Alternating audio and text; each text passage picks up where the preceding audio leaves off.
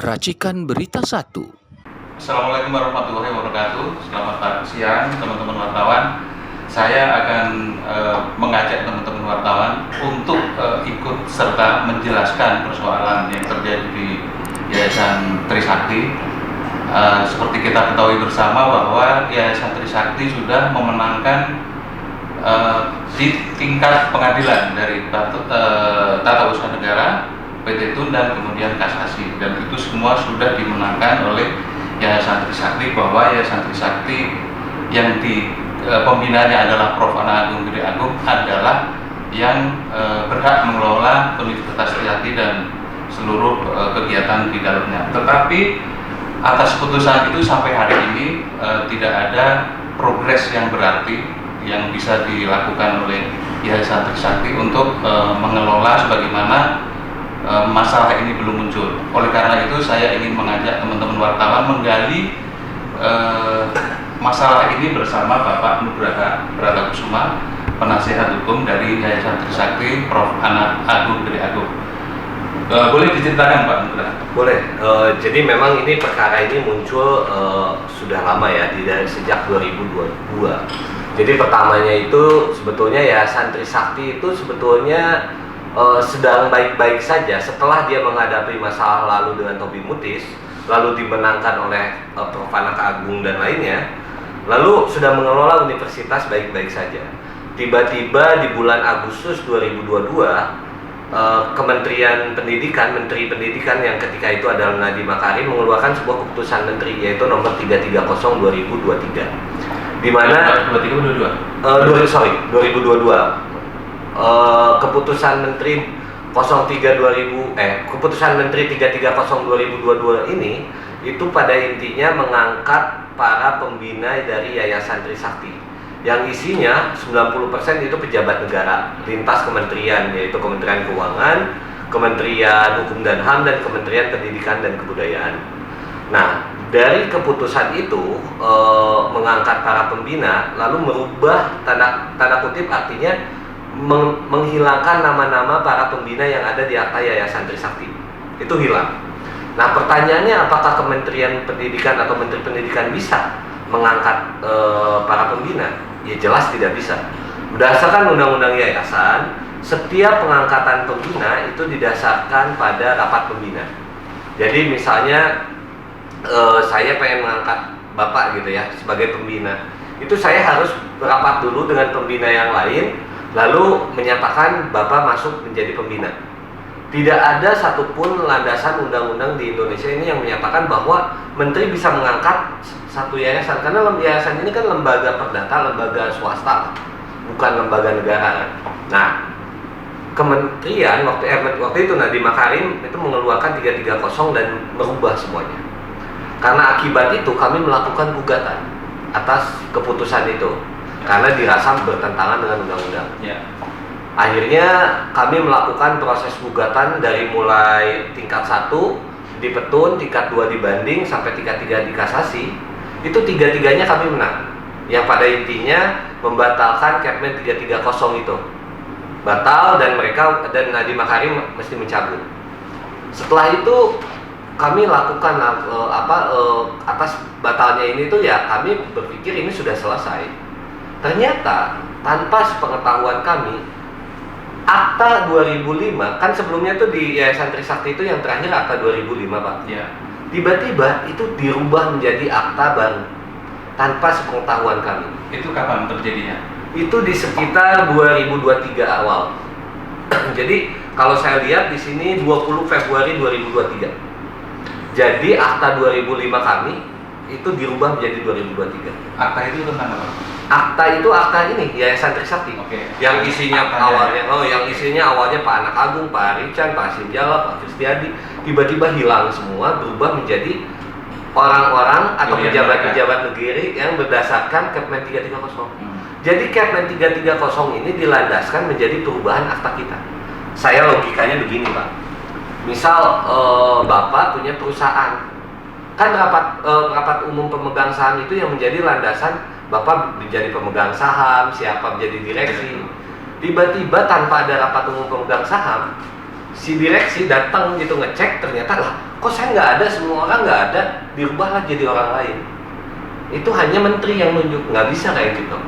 Nah, ini yang menarik juga ketika saya cek di AHU. Jadi sistem pencatatan itu kan administrasi hukum Ya. di AHU. Hukum HAM. Ketika dicek, itu tidak bisa dicek, Pak. Jadi ditutup oleh mereka.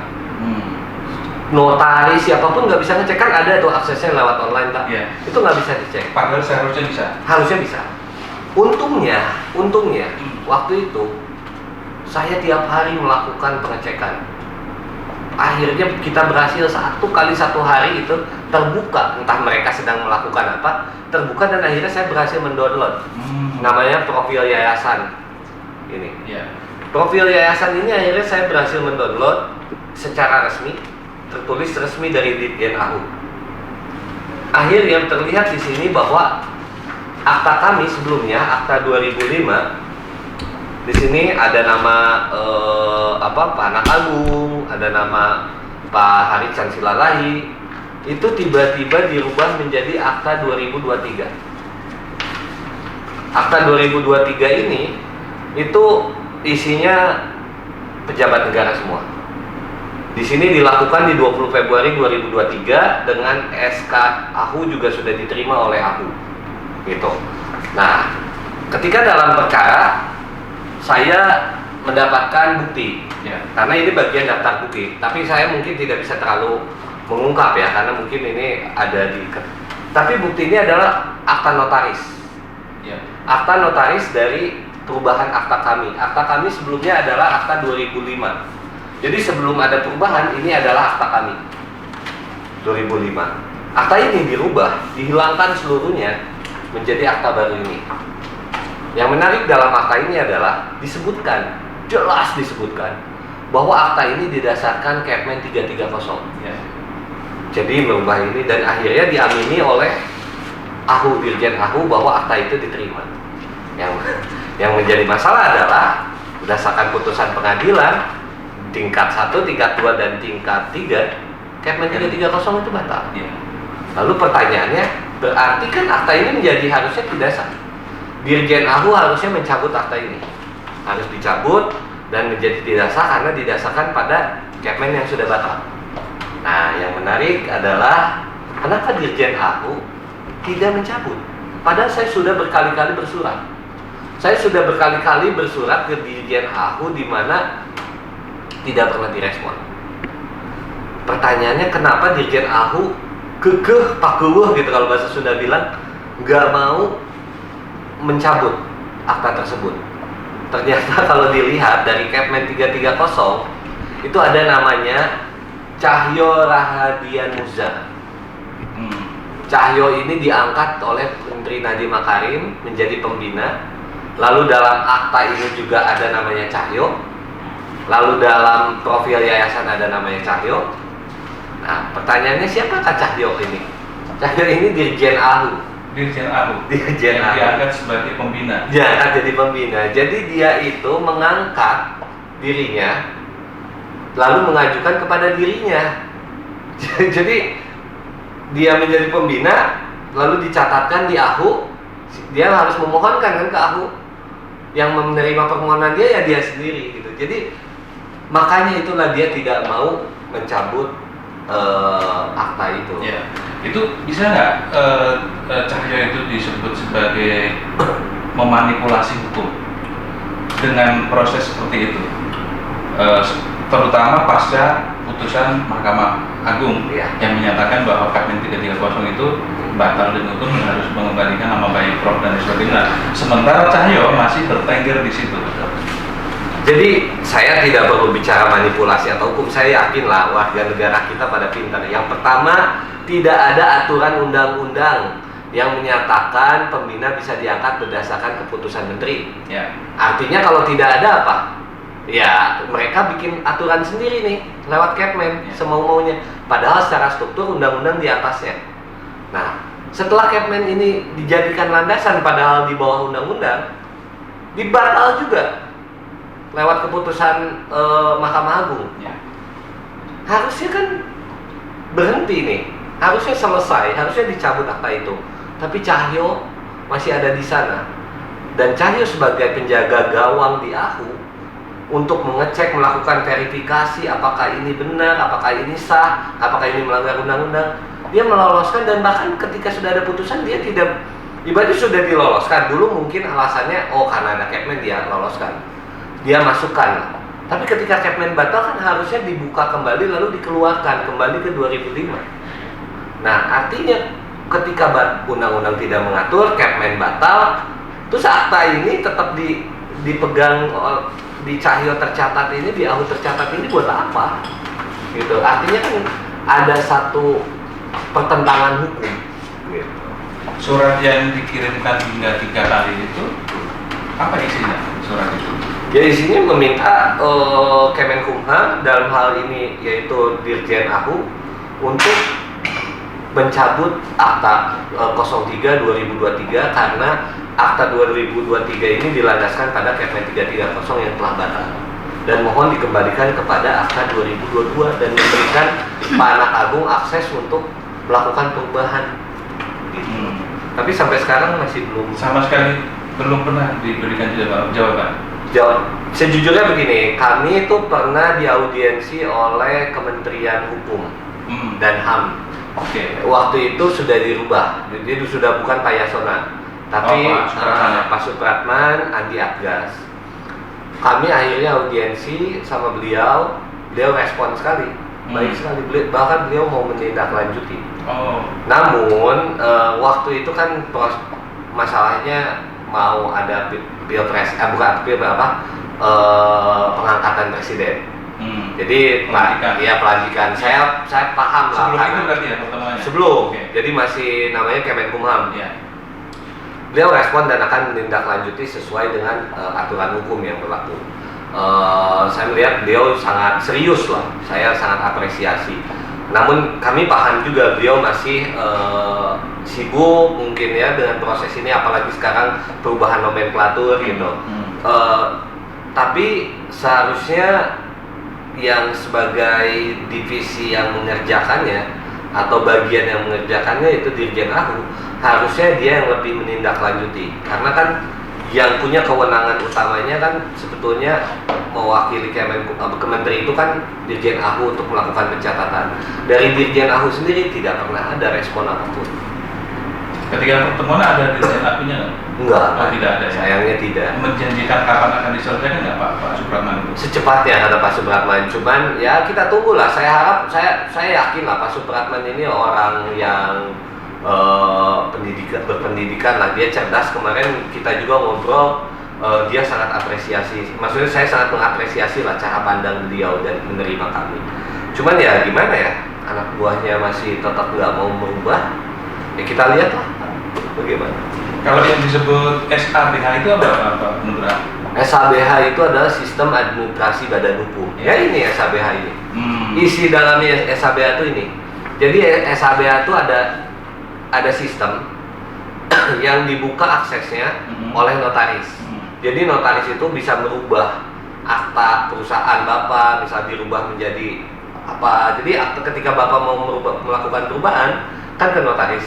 Notaris merubah itu dalam SABH. Nah, ketika SABH-nya digembok, dikunci, notaris manapun tidak bisa melakukan perubahan. Yang punya wewenang menggembok siapa? Ya Dirjen AHU. Dirjen AHU. Jadi Dirjen AHU itu ibaratnya gini, digembok nih, ada perubahan masuk, dia buka, dia rubah, dia gembok lagi, ada perubahan. Nah, pertanyaannya dia menerima perubahan, dia bukan tidak menerima, tapi hanya menerima perubahan dari notaris Andi Sona namanya, Andi Sona Ramadini.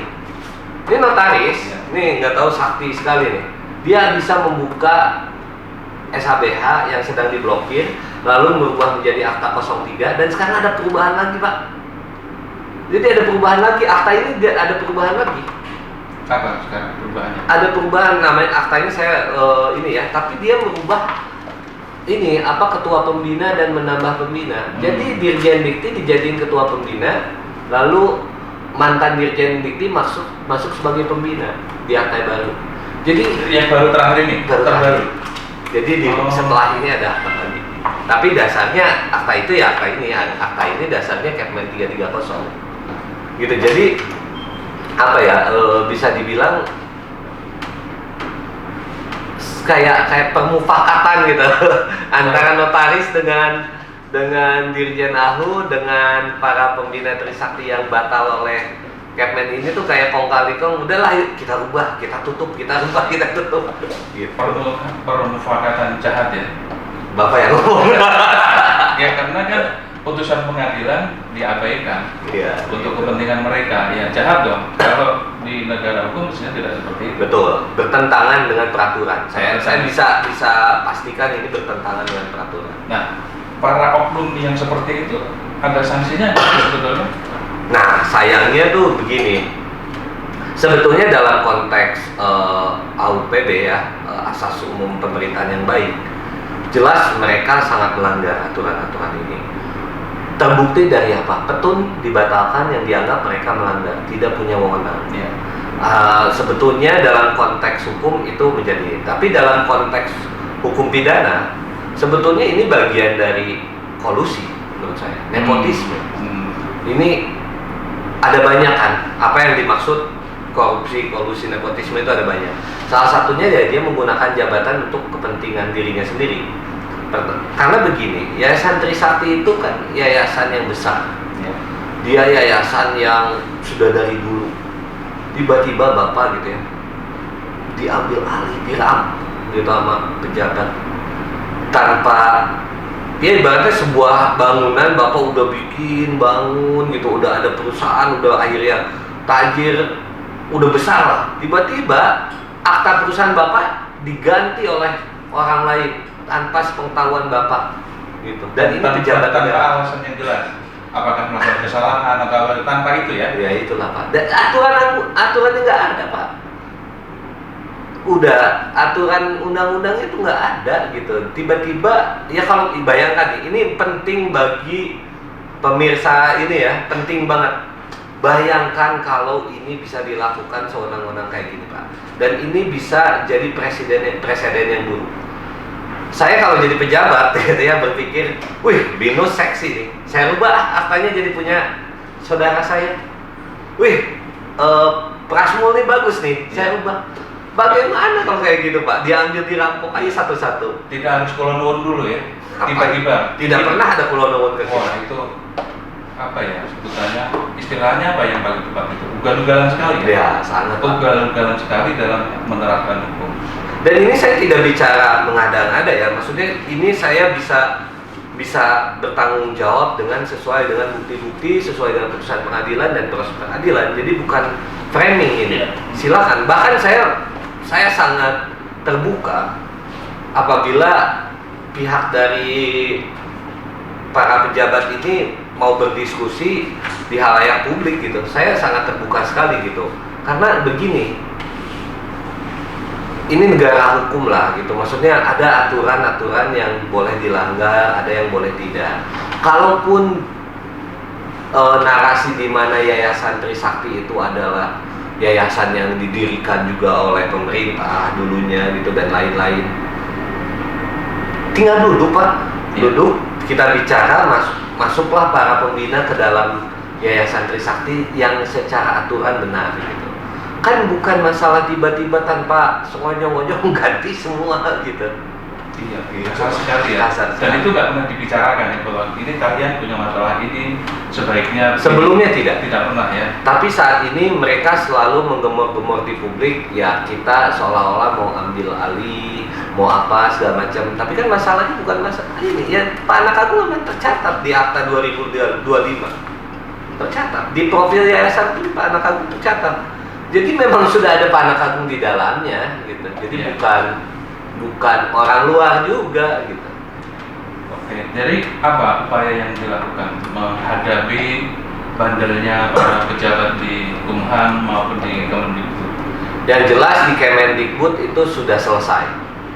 Sudah selesai, kami sudah menang, keputusan menteri itu sudah batal dan tidak bisa diajukan PK berdasarkan judicial review yang ada di Mahkamah Konstitusi. Nah, yang harus dilakukan adalah Kemendikbud yang mungkin sekarang adalah Kementerian Dikti ya, sudah berubah nomenklatur kan. Pak Satrio ya, Pak Satrio Brojonegoro. Ya. Jadi saya harap Pak Satrio tuh bisa membantu kami untuk mengeluarkan atau melakukan eksekusi, maksudnya secara sukarela untuk mencabut Kepmen 330, karena di sebelumnya Nadiem Makarim setelah kita suratin beberapa kali gak mau ngeluarin surat itu, sampai akhirnya dia diganti, sampai sekarang dia belum. Nah, saya harap Pak Satrio ini bisa mematuhi putusan pengadilan yang sudah inkrah untuk mengeluarkan surat pencabutan dan merehabilitasi orang-orang yang ada di 2005. Itu ada di putusan pengadilan. Ada di putusan pengadilan. Jelas itu. Maksudnya narasinya jelas bahwa narasinya jelas. Di putusan pengadilan disebutkan bahwa harus mencabut, bahwa harus memulihkan nama baik, memerintahkan untuk menerbitkan surat keputusan berisi tentang rehabilitasi dan pengakuan susunan pembina, mewajibkan tergugat mencabut keputusan 330, menyatakan tidak sah keputusan 330. Jadi ini sudah tegas begitu secara putusan. Jadi saya harap Pak Satrio bisa segera, karena secara prosedur apabila memang tidak dilakukan, kami akan melakukan eksekusi ke pengadilan, akan melakukan amaning yang nantinya ya cepat atau lambat tetap itu. Tapi pertama kali diputuskan ya akta itu kan sudah keputusan itu sudah tidak berlaku kan sebetulnya. Itu dari sisi Kemendikbud Pak. Dari Kemendikbud. Nah, dari sisi Kemenkumham tidak mungkin dia tidak tahu putusan ini kan. Jadi saya harap, karena seluruh data ada di sana ya. Iya, dan orangnya aja ada di sini gitu. Pak Cahyo ada di sini. Jadi saya harap Kemenkumham dengan segera, apalagi Pak Andi Adga Supratman ini kan pemerintahan baru nih, saya harap bisa mencabut akta 03 ini dan mengembalikan kepada akta 22 2005 yang mana memberikan akses para pembina yang dalam hal ini Prof. Anak Agung untuk melakukan perubahan-perubahan di akta tersebut.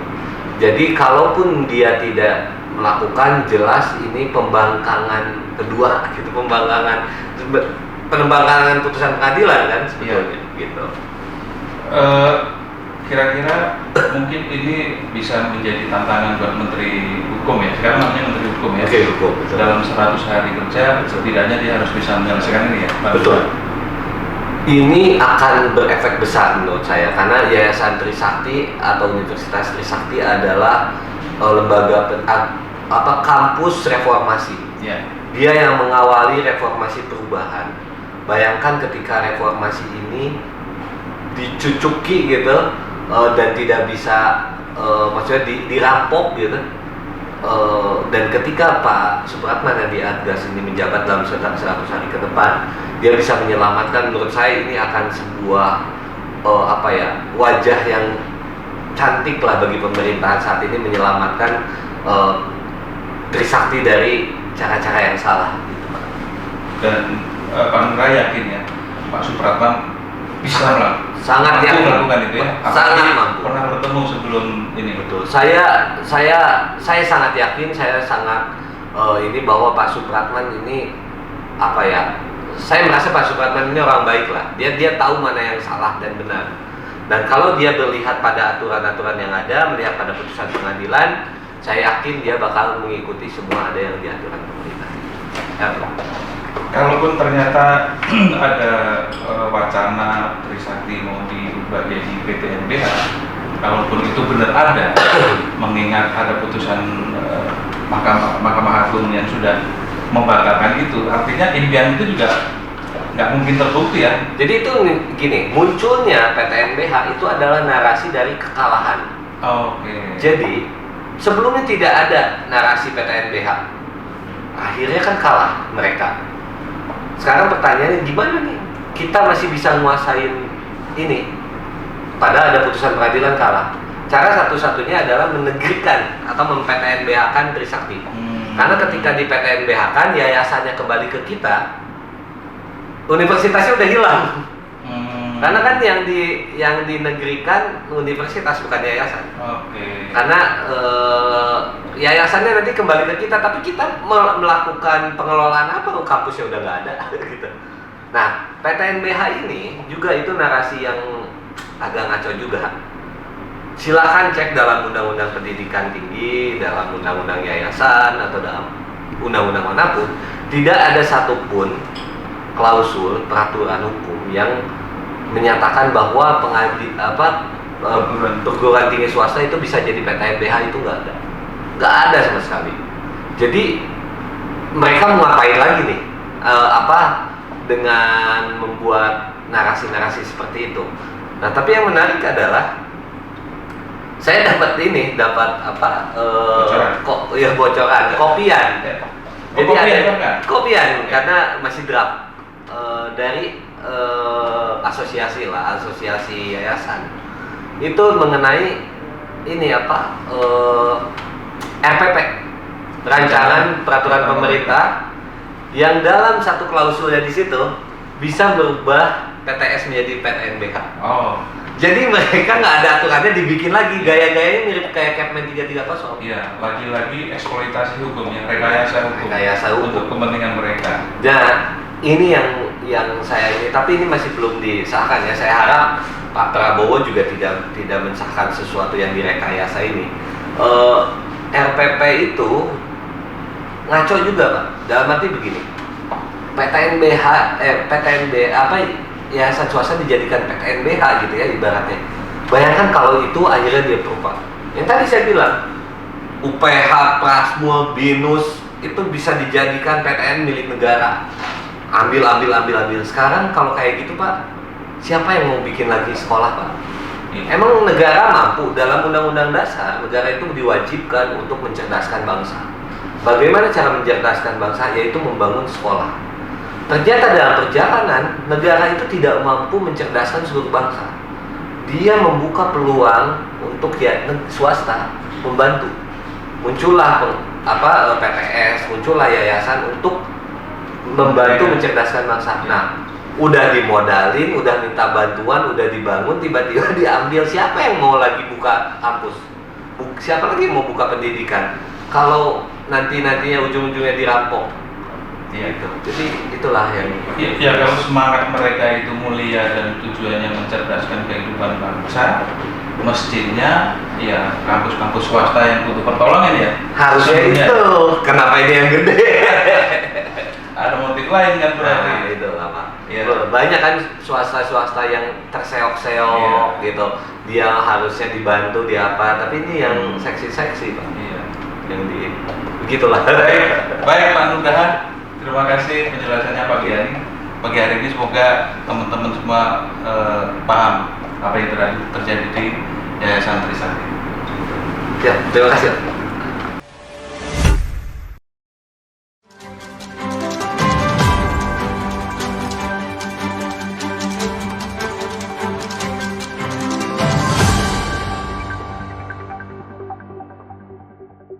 Racikan Berita 1.